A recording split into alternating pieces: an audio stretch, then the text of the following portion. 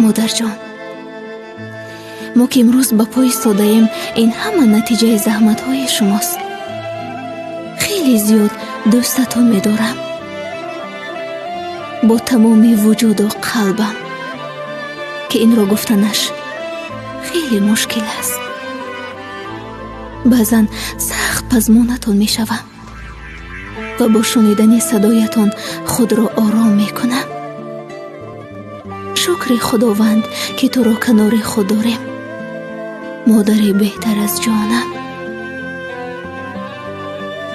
مادری جان، چشم و ابروی تو را پزمان شدم، از دوری ها شعله روی تو را پزمان شدم. خواب می کردم براحت در سر زانوی تو، دور و مرجان مانده و زانوی تو را پزمان شدم.